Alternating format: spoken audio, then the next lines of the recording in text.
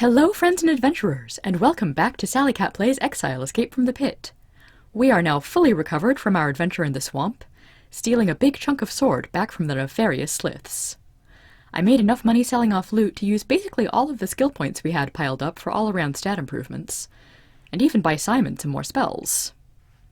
And then I ran out of gold, so River has to wait till next time.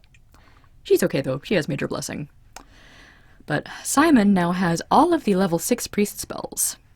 He does not have the level 5 raised dead because that one was too expensive. But he can now heal all, revive, ravage enemy, and de-stone, if any of us happen to be turned to stone and petrified for some reason somehow. Meanwhile, I have a couple pieces of loot I did not sell off. The Mist Globe, if I remember, has a few random effects it can do. The ability is question mark, question mark, question mark. The glowstones, I've got about 10 of them in this pile, and they make light. So they're basically a light spell that is, does not cost any spell points. Could be useful. Could be better off if I just sell them, but I'll keep them around for a while. Also, it's not like they'll sell for very much.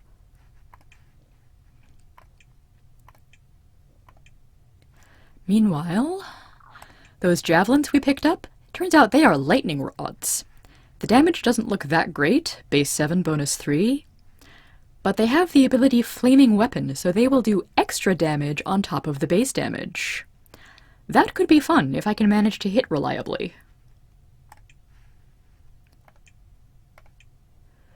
And that's all the new stuff. I did a bit of rearranging of inventory items, but nothing really worth speaking of. So, we are high on hit points, low on gold. It's time to do some more exploring.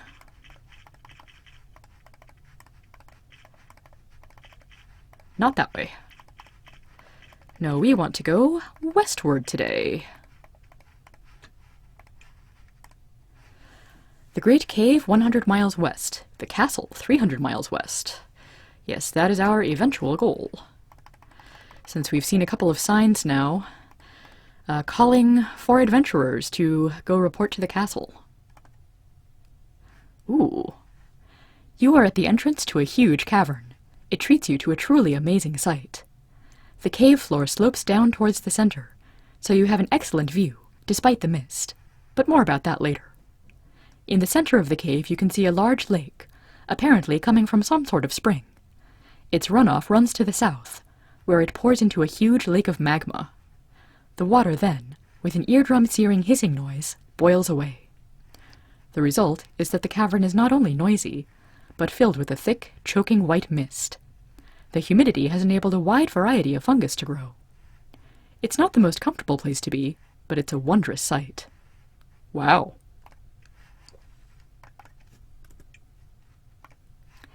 A sign reads, "Warning, lava pools." The sign is dripping wet. So yes, we have big patches of lava here. What's interesting is that there are patches of more stable ground, so perhaps there is something interesting down there. The question is, do we feel like stepping through hot lava to find out right now? Warning, lava pools. This is where the water pours into the lava. The noise is deafening, and the heat keeps you from getting anywhere near. Just in case we needed reminding that hot lava is dangerous. There is a ramshackle collection of buildings here, of varying permanence. You approach, and find that this is a resting point for merchant caravans going from the Great Cave to the northern towns and back. The merchants, ever glad for fresh company and news of the road, welcome you and treat you to rich mushroom soup and conversation. You talk with them for some time. You hear one rumor of interest.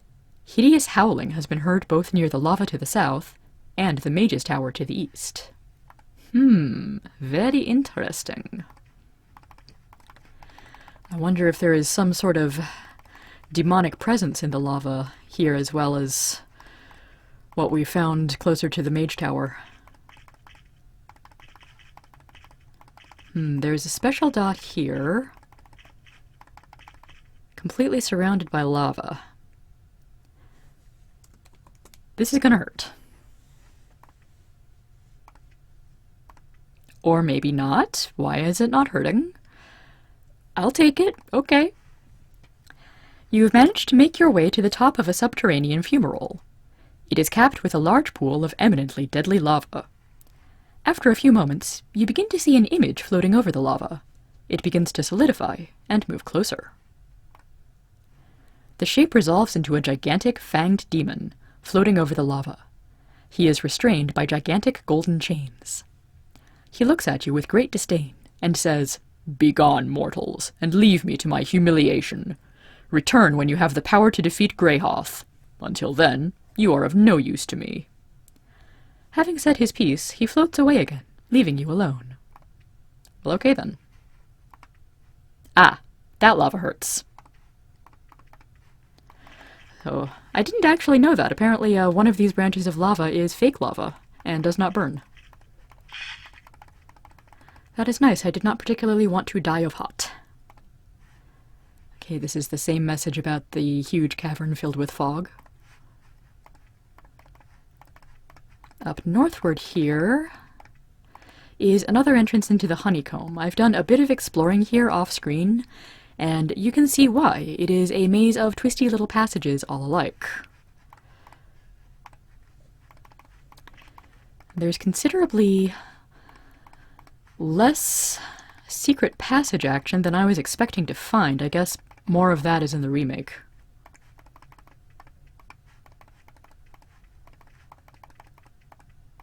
Oh, well, there's one. Fat lot of good it does us. But yeah, I'm going to head back down south because I do not feel like stumbling around here right now. Even less than walking through hot lava.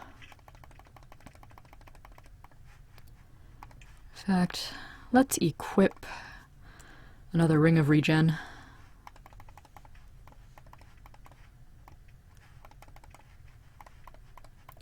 Anything interesting on this side of the lake? Just the same sign.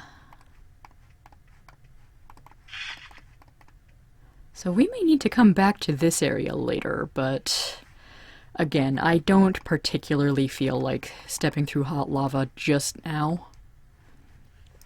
But we will keep this in mind if we ever get better fire resistance, or perhaps something to help us traverse over large fields of hazardous terrain. Sorry about that, my emulator was freezing up again. Anything interesting up in here? Perhaps, maybe? Looks like there is something in here, if I can figure out how to get to it. There we go. Straight into more swamp. Good job. In this corner of the cave grow crypt shrooms, a rare and alchemically valuable fungus. Sure, I'll take a few.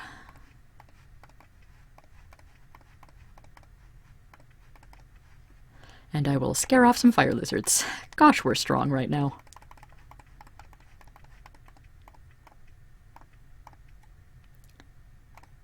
Aha. The sight to the west takes your breath away. It's a cave, larger than you could ever imagine one being.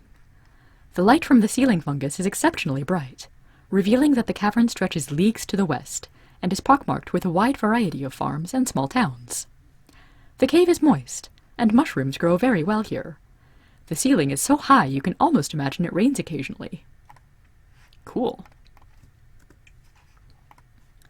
Great Cave, Almaria, 30 miles west. Reminds me of the rocket assembly buildings at NASA that are so huge they actually have their own weather systems. So maybe it does rain here, if enough moisture can condense at the top of the cave and precipitate downwards.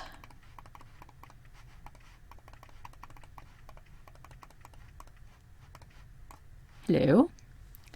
In this out-of-the-way corner of the Great Cave, you find a small collection of farms. The farmers, eager for outside contact, gleefully invite you in. They are pleasant, dull folk, long separated from the violence and strife that is an everyday occurrence in the north. The news of goings-on doesn't seem to faze them as much as you would expect. As you are about to leave, one wiry woman pulls you aside. "You're adventurers. I should know. I used to be one," she mutters, smiling. "When you get to Almaria, ask Dexter if you can see his tools. You won't regret it." All right, so noted.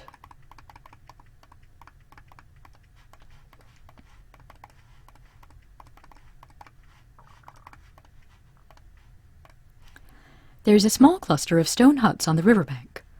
A large clan of fishermen live here, yanking pale, slimy cavefish from the river by the hundreds. When they see you, they invite you in for fried fish steaks and mushroom ale. Friendly folk. Fried fish. Yummy. For all that we hear that Exile is a miserable place to live, some areas of it, like this one, seem actually quite nice. You find a loose collection of farms. Industrious, pale folk tend to pale cows and non-pale, homicidal giant lizards. I will admit that depending on the rather dangerous giant lizards as livestock is perhaps not a perk of living in the caves. Slight downside. Also, I have no idea if lizard meat is delicious or otherwise. Another loose collection of farms. Though I have had alligator, and it is surprisingly tasty. Kind of like somewhere in the middle of chicken and fish. That's another repeated message. So yeah, quite a lot of farms and fishing villages out in here. And this chunk of river connects up with the large lake to the north. Possibly good to know for future travel. And welcome to Almaria. The portcullis is closed. A grumpy guard pokes his head out a window and says, "Toll for bridge. 5 gold. Well, we could attack him over that, but that seems a little, overreactive, don't you think? You pay 5 gold. They open the portcullis, grumbling as they do. So, we're in.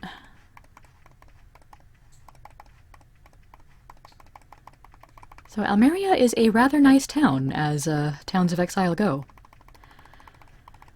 It's got a solid outer wall, regular streets, memorial to those slain by the sliths.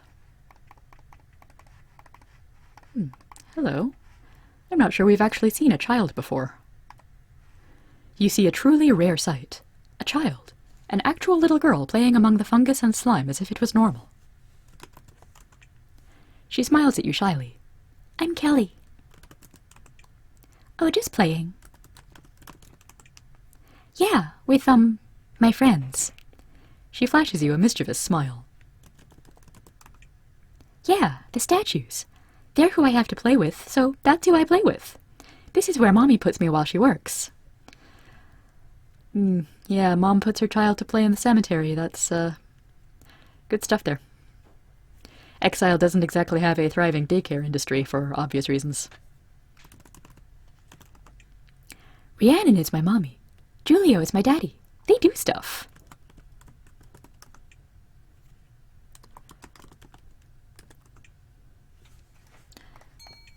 And that's about all little Kelly here has to offer.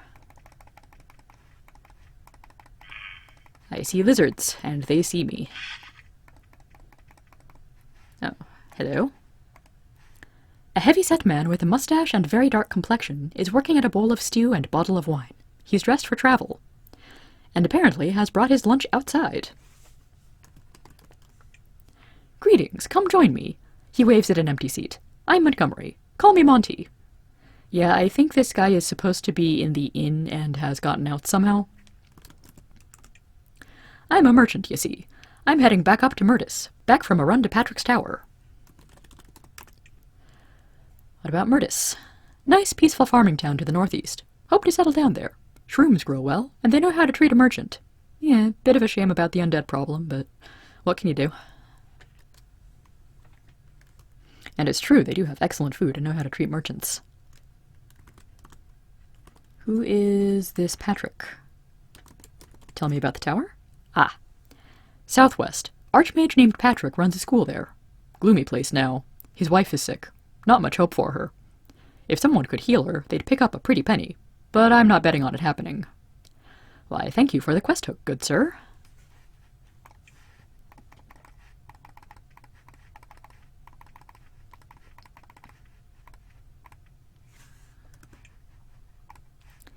Brass plaque says, Starcap, training.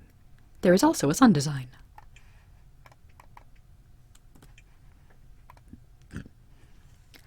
A short, bearded man is training a bunch of people. The training seems to involve a lot of shouting and abuse. He strides forward to shake your hand. A student comes up behind him and starts to ask a question. He rounds on her and shouts, "You are stupid! Shut up!" He then turns back to you. "I'm Starcap. Welcome to my school. I train all the substandard lumps of meat that pass through my door. Like you." He wanders off for a moment to heap abuse on the student. The student survives. Barely.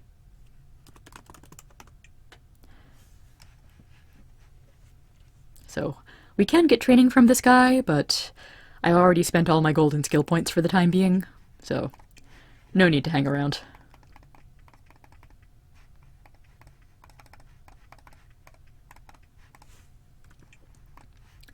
Jasmine, fine foods. A woman in a plain dress stands behind the counter. She is stunningly beautiful, except for scars running up and down her arms. She nods demurely. "I am Jasmine. Welcome to my shop.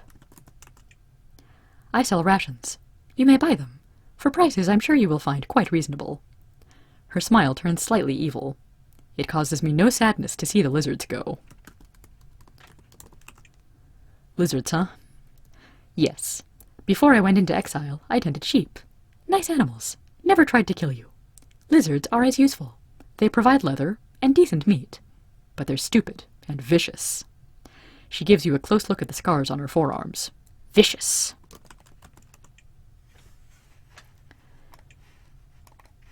So yeah. Jasmine, fine foods and complaints about lizards.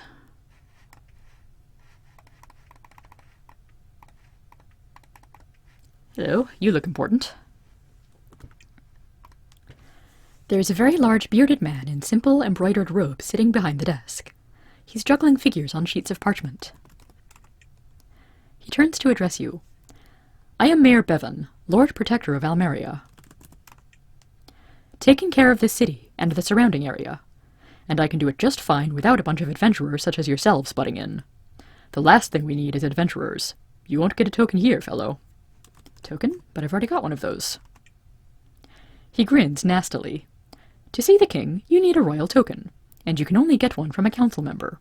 And none of them around here will help you, because we don't want anyone butting in." He laughs. "Beating the Sliths is the army's job." "Oh yeah? Tell that to all the Sliths I've already killed." "You won't have luck to the north either. Go beat up Aranea. There you could be useful." "Well, I don't like you either." "Oh, don't get me wrong. Adventurers can be useful, but not in a war. Loose cannons just get in the way, 9 times out of 10. Go help the mayor of Formalo. I hear she needs help taking care of her jewelry. Tell her I have a nice necklace she can buy." He laughs, nastily. Okay, I'm going to leave you alone now. And I'm going to ransack your bookshelves. If there's anything ransackable. It appears there is not. Drat. Oh, I haven't talked to a guard yet. "You see a guard." "I'm a guard." "Well, I guard things. I'm a guard, you see. Guarding. Yup, that's what I do." Wow. These guys managed to be even more generic guards than we've seen before. Methinks someone might have gotten bored while writing them. Armor of quality. Proprietor Rosemary. A short, strong woman with long black hair polishes a shield behind the counter. "My name is Rosemary. I sell armor here, of all sorts. High quality, just shipped down from Fort Draco. You can buy it if you have the gold. Can't beat armor from the fort."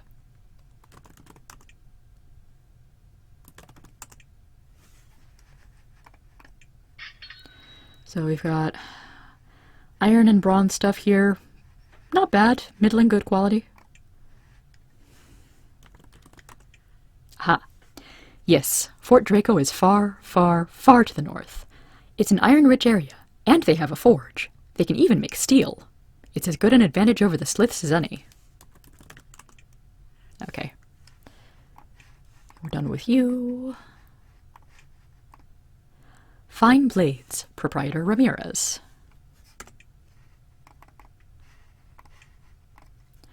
There is a dark-skinned man with long black hair sharpening a wicked-looking blade behind the counter.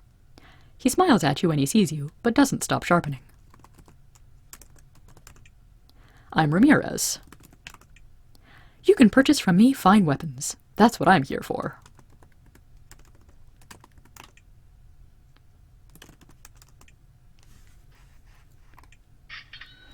So again, iron, bronze, middling quality. We've already got as good or better.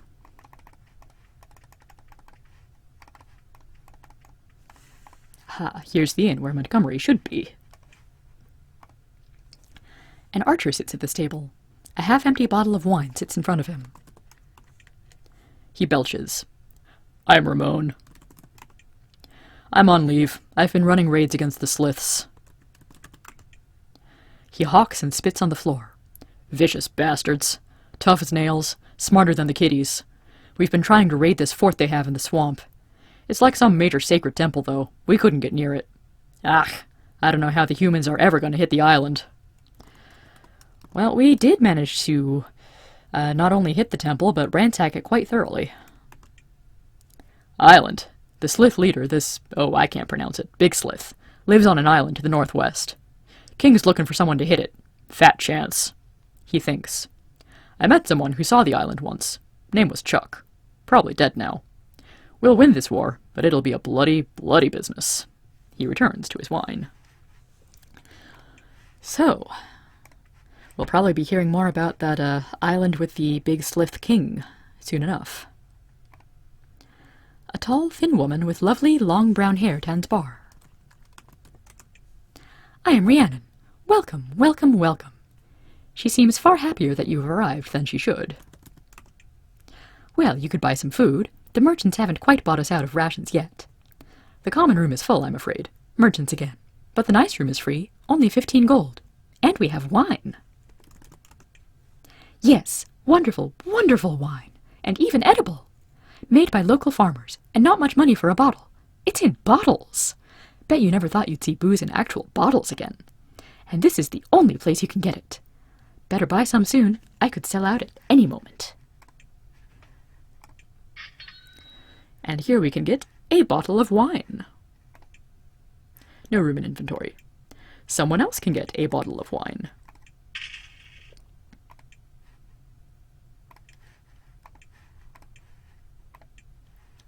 Ability, good wine. Okay then. Now if we drink it, does anything happen? Use bottle of wine. That's good stuff. Kaylee is now cursed and quite drunk.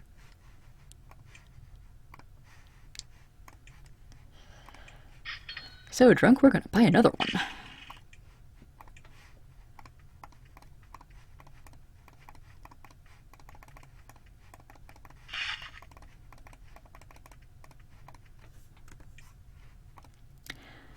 Julio, Sage Extraordinaire. And also a guard. A tall, muscular man sits behind the counter, surrounded by piles of books. Sounds like my kind of guy. Greetings to you, he says in an intimidating baritone. I am Julio, the explorer and sage. Mainly, I deal in potions and such. You can purchase them, and sell such things to me as well. Also, the things I have learned in my explorations enable me to identify items with some accuracy. Oh, cool, another, identification sage. So, what kind of potions do you have? Weak energy, medium healing... Alright. So, tell me more about your exploration. His expression darkened suddenly. I was thrown down here for, shall we say, opposing certain excesses of our town officials. I spent my first 5 years of exile looking for a way out. I found many blocked tunnels, came close to death many times. He sighs, and his expression softens. Finally, I gave up, but I do have a guess about that exit. Oh, do tell.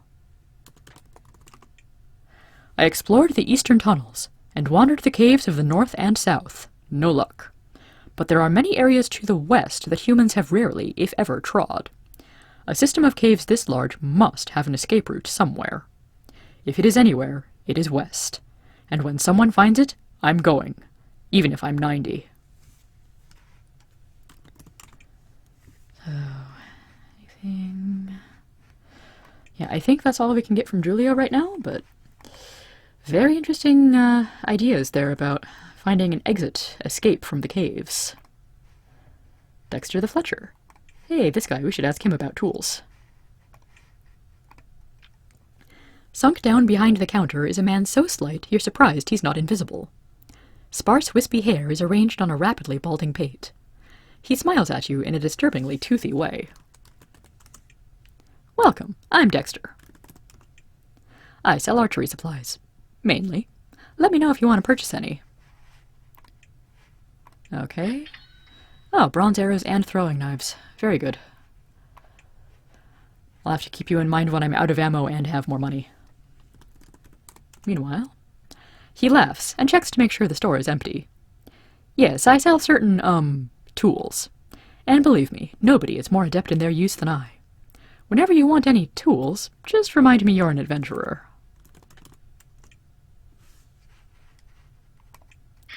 So here we can get torches, lockpicks, poisons, sapphires, fine lockpicks, and glowstones. How am I doing on lockpicks anyway? I have 1 fine lockpick. I think maybe I could buy some more. Oh, no. I have to remind him, hey, I'm an adventurer. I need lockpicks. I need my tools. Very good. Now when we break this last one, we'll have backups.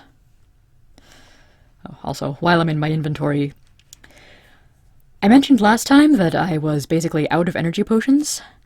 Turns out I was wrong. Kaylee has a weak energy potion, and Simon actually had a strong energy potion that apparently I couldn't be arsed to read in the inventory while I was surrounded by angry sliths. It all worked out anyway, and strong energy potions are kind of in the too good to use category while I've only got 30 spell points. But yeah, sometimes I don't keep the best track of what is actually in my inventory. Well, I think that should be enough for today, so we will explore more of the Great Cave later. Have a good one, everyone.